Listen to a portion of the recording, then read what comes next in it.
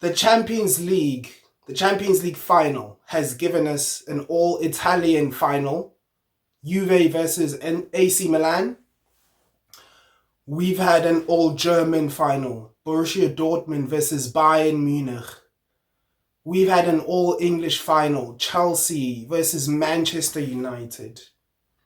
We've had an all-Spanish, all-Madrid derby in the Champions League final, Atletico Madrid and Real Madrid. But what we've never had is an El Clasico final. We've never had, in the rich history of, European football, in the rich history of Barcelona and Real Madrid in the Champions League, we've never had an El Clasico final. And we might get a chance to see that this season in the Champions League. That is massively, that is exciting, man. Like, you have to get up for that one, because both teams have been put on the opposite side of the draw of the bracket. And we have some really, really fun, exciting fixtures coming up in the last 16. And that's what we'll be focusing on today. The Champions League draw has been set. We've seen the teams and who each one is going to be facing. Depending on which side of the bracket you ended up or you fell into, you'll be happy. Like Arsenal, I guess, like as an Arsenal fan, I am okay with facing PSV in the last 16, but also I'm dreading the bracket that we fell into with Atletico Madrid, Real Madrid, PSG, Liverpool, Bruges, and Villa. That's the harder side of the bracket. That's the harder path to getting to the Champions League final if you were to get there. And you would have wanted to be on the other side. But it's still going to be such an exciting time. This is the best time in football. Look, if you're a sports fan, right, the knockout, the playoffs, whatever, if you're an NBA fan, if you are an NFL fan, whatever, whatever sports you're into, these are the kind of times you get up for and you look forward to the most in the season. The playoffs, the knockouts, and that's what we'll be talking about today. We'll try to make some predictions and see how this goes. Obviously, I don't think it'll happen, but I do hope that Arsenal, win their first Champions League final and get the first European trophy in my lifetime. So, yeah. Remember to follow us on Instagram, like the page, comment down below. Look us up on Instagram at WeTalkFootball24 and on Facebook at WeTalkFootball. Let's get into the video. Last week, Friday, the Champions League knockout stages, the last 16 draw happened, and we saw which teams are going to be facing which teams. Very, very exciting fixtures. A lot of exciting fixtures. I mean, the one that really stands out the most is the Madrid derby, Atletico Madrid versus Real Madrid.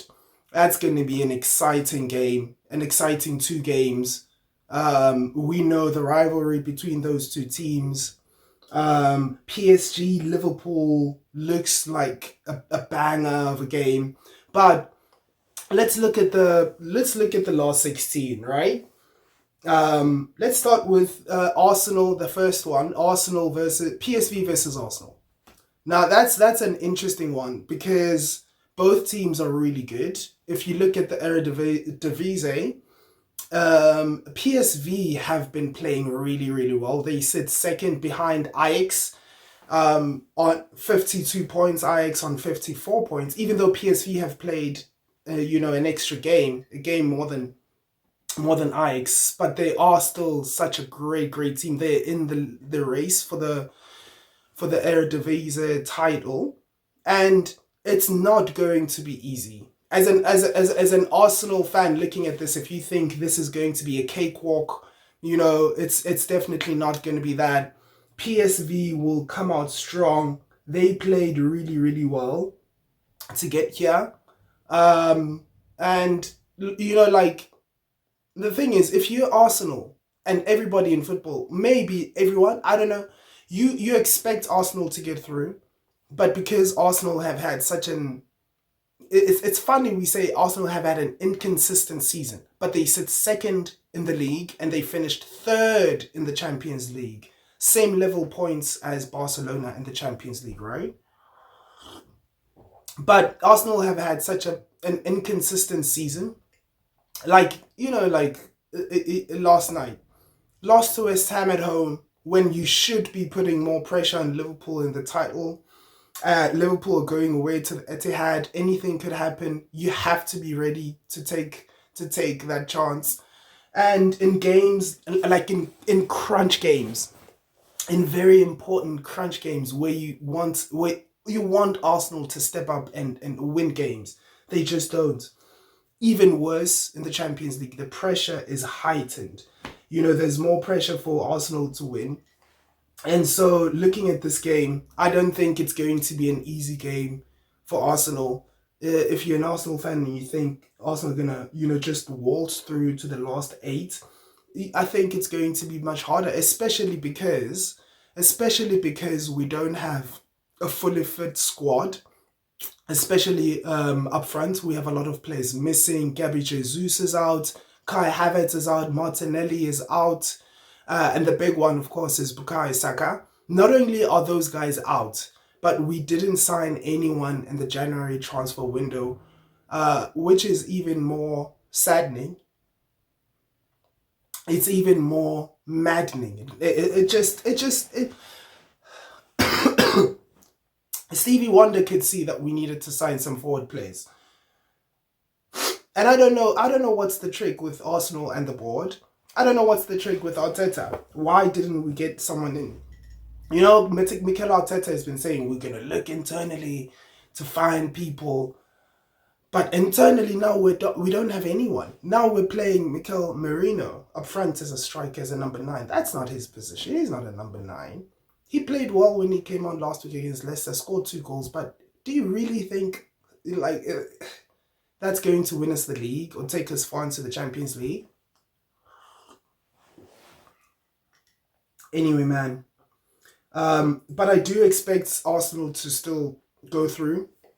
What's going to be crucial in this is the teams that finished in the top 8. They get home, like a second leg home advantage. So you go away in the first leg and you come back. Right, now let's look at the big fixture. Real Madrid, Atletico Madrid. First off, it's Real Madrid in the Champions League, so you think they'll get through in the derby. But if you look at the season, right, Atletico Madrid have played really well against Barcelona and Real Madrid this season. It's not going to be easy. And if there was ever a team that I would choose to play against Real Madrid, it would be Atletico Madrid in the Champions League or Barcelona, right? Because those are the two teams that have given Real Madrid the hardest time. Also Liverpool, but I choose Atletico Madrid because I think they have just enough firepower up front to score goals, but also defensively, we know they're like a really good team. All right. I think Arsenal have the best defense in all of football, but Atletico Madrid in crunch time, in big moments, in big games, they've done it so many times for so many years. I think they can stop Real Madrid from scoring and from creating havoc and knocking them out. But it's not going to be easy. Like it's going to be much closer than what people think. This fixture is something that is a fixture that you have to look forward to. You have to look out for. Real Madrid are obviously Real Madrid, right? And they are Champions League merchants like you've never seen before. They always come up, big in the Champions League. And, when Cristiano Ronaldo left, you still had players like Sergio Ramos on their last legs. They went on, they won the Champions League, right? And you think, what you would think is that there's going to be a fall off. But they haven't had that fall off that you think of, that you think, their best player and probably the club's history is gone. What are they going to do? They go on and they win a few more Champions League after that. And looking at them now, they started the season really slowly, but Kylian Mbappe has found his form. He might be on current form. Not the entire season, but on current form. He might be the best player in the world on current form. I think he scored 14 goals in 10 games now. He scored a hat-trick against Manchester City to knock them out. But I do have to say, Manchester City are quite easy to play against right now. And so I don't think it's going to be that easy for Real Madrid to play against Atletico Madrid. But I'm picking Real Madrid to go through. So I think it's going to be Arsenal, Real Madrid in the last 8. Let me fix this. Hopefully that time Bukayo Saka will be back. Martinelli will be back. We'll have something to compete, right? And then we have PSG, Liverpool. That's also another fixture that people look at and think Liverpool are going to go through. I will say this. I don't think Liverpool are a great, one of the best teams we've ever seen. Even though they sit top of the Champions League and top of the Premier League, they have not been the greatest team that we've seen. I think they do have some frailties defensively. And recently they've drawn a lot of games in the Premier League. And I think they can be got at. You can beat Liverpool, even though they've lost like one game this season. It's insane. But for PSG, the thing is, I think it's going to be closer. Not because Liverpool are, they're not a bad team. I'm not saying they're a bad team. They're a great team, but they are beatable. They do have an aura of invincibility right now, but I think you can beat them. I definitely, especially if you're PSG.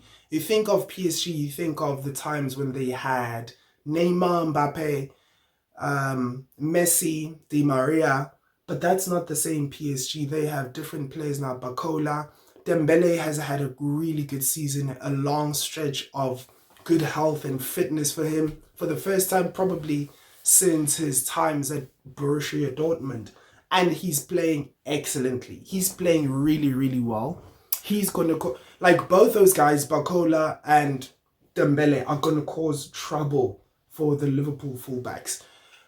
Andy Robertson is not playing as well as he's played. He's not the best, Robertson, and obviously we know what Trent is defensively. I think because defensively he's so bad, he's an overrated fullback for me, and I think PSG is going to target those fullback areas for Liverpool. I think Liverpool will get through because they still have, Mohamed Salah at the peak of his powers. I think the last time I saw Mohamed Salah play like this was his first season at Liverpool when he scored 32 goals in the Premier League and he almost won the Ballon d'Or. I think right now you have to say Mohamed Salah is the front runner for the Ballon d'Or right now. Right? Like this season he's been the best player in the world. And if you have that, I think you still have a great team to knock out a team like PSG. You still have McAllister playing at a world-class level. You still have Gravenberch as the most improved player. You still have Virgil van Dijk as one of the greatest centre-backs, one of the greatest defenders we've seen in football history. And you still have the best goalkeeper in the world, Alisson. I do think the coaching battle is going to be interesting because I do think Luis Enrique is a better manager than Arne Slot. Arne Slot is a young manager. He's done well in his first season at Liverpool. But the coaching battle, I think Luis Enrique will get that one. Now we'll see if they have enough quality then to trump Liverpool and to beat Liverpool, right? Villa Club Brugge, very interesting one as well. Big game.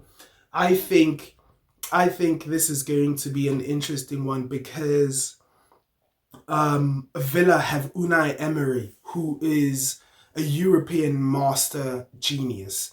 he's incredibly great in European competitions. Well, let's say in the Europa League, right? I think he's won like 3 or 4 Europa League titles. Funny, he didn't win one for Arsenal. Went to the Europa League final, got trumped, got absolutely drilled by Chelsea in 2019. But neither there or here. But uh, Villa Club Brugge, I think Villa will go through. Club Brugge also played well this season. They done well to get themselves this far. I don't think now Villa are not having a great season as well. Not as great as they were last season. Like Watkins is not as great as he was last season. They just sold John Duran to the Saudi league. Um, they they they still they still have really good quality players. Morgan Rogers, my gosh, he's such a throwback midfielder. Big, strong, powerful. Can run with the ball. Can strike and score goals. Can run the game. He reminds me a little bit of Yaya Toure. Mm. I'm not saying he's as good as Yaya Toure, but I'm just saying he reminds me of Yaya Toure. But yeah, I think that's going to be a really interesting one as well. Not because both teams are great, but because they're like around the same level. Now, games that are going to be interesting are the games where you find teams that are not great teams, but they are like mid-table teams on the same level. Now those are interesting games to look out for because both teams are going to have like similar quality, and so the excitement is going to be amazing. But I pick Villa to go through and face Liverpool in the last eight. Barcelona Benfica. Now the other side of the bracket, right? The easier one, the one that everyone wanted to be in. Barcelona go through. Barcelona just have too much firepower. You could make an argument Rafinha has been the best player this season. I know I just said Mohamed Salah for me has been the Ballon d'Or front runner, best player in the world right now. But you could also make an argument for Rafinha. He's turned his career around at Barcelona. He's playing absolutely phenomenally.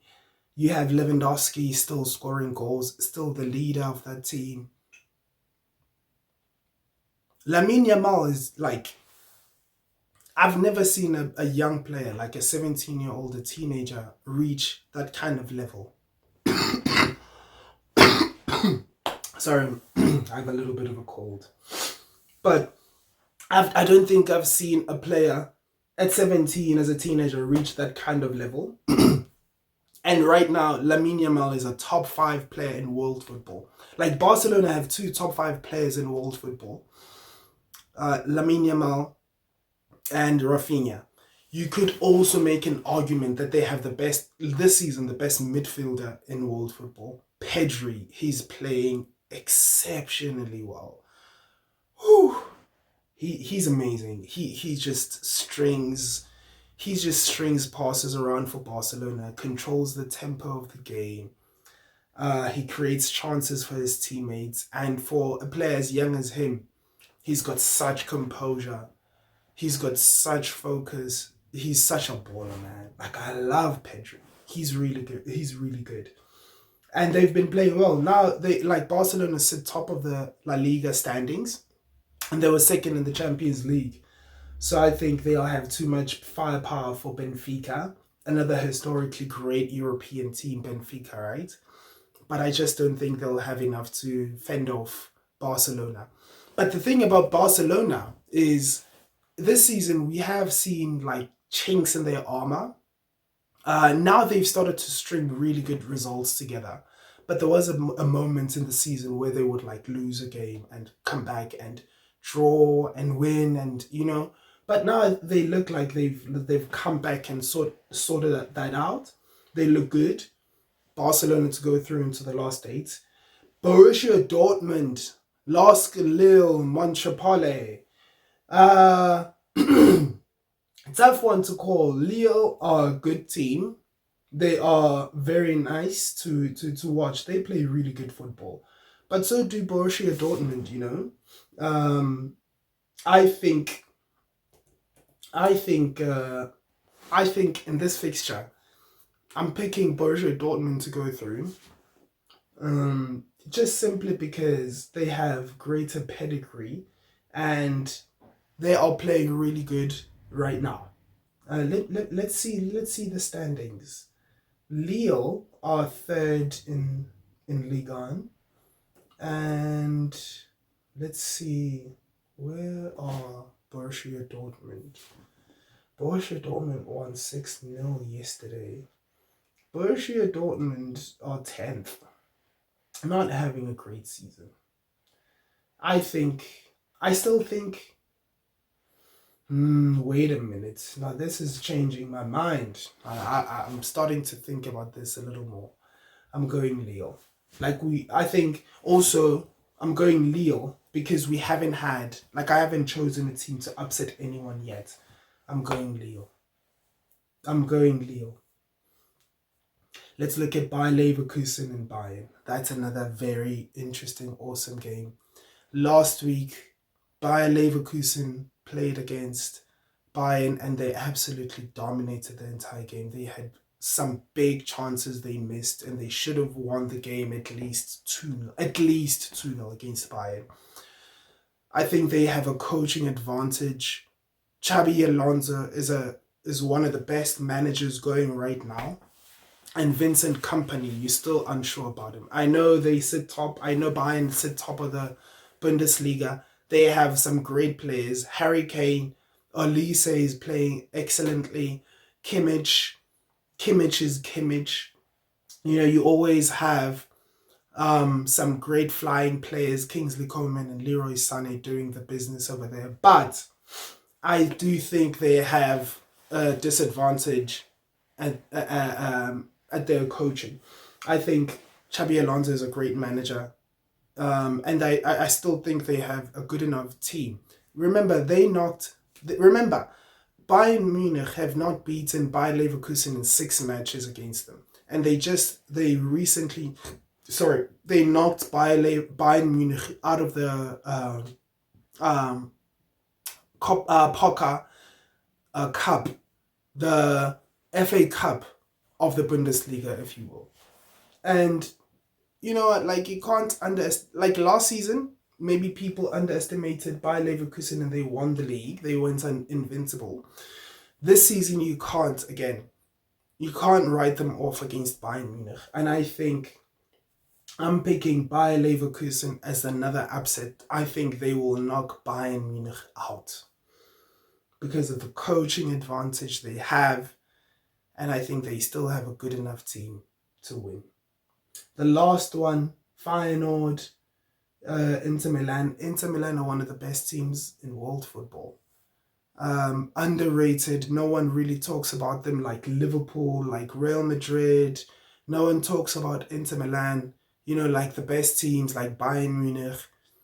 They are one of the best teams. Like Manchester, no one talks like Manchester City.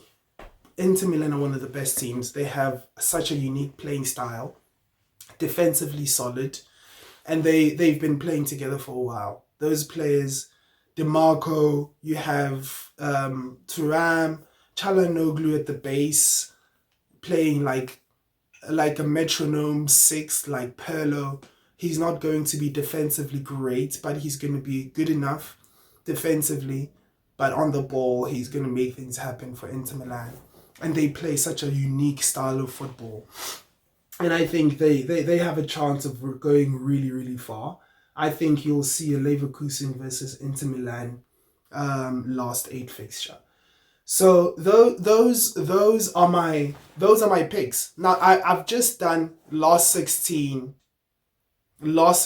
predictions. I haven't gone as far as who's going to get to the semifinals and the final and the winner. But I've just gone through just the last 16. So let's recap. Arsenal to beat PSV, closer than you think. Real Madrid to go through. They're the kings of the Champions League, obviously, of course. Liverpool to pip PSG. Great PSG team, exciting. The best probably PSG team they've had in a while. Even slightly better as just as a team, slightly better than Neymar, Neymar, Mbappe, Messi, PSG. Villa too strong for Club Brugge. Barcelona too big for Benfica, I think. Lille to upset by Borussia Dortmund and go through. Another upset, Bayer Leverkusen. I'm picking them because of the coaching advantage they have with Xabi Alonso over Vincent Kompany. And I'm picking one of the best teams in Europe, Inter Milan, to go through to the last 8.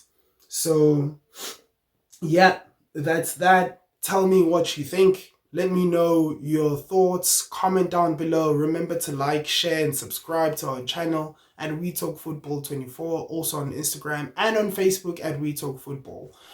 Enjoy the rest of your weekend. Looking forward to the Champions League. Let's have some fun. Awareness.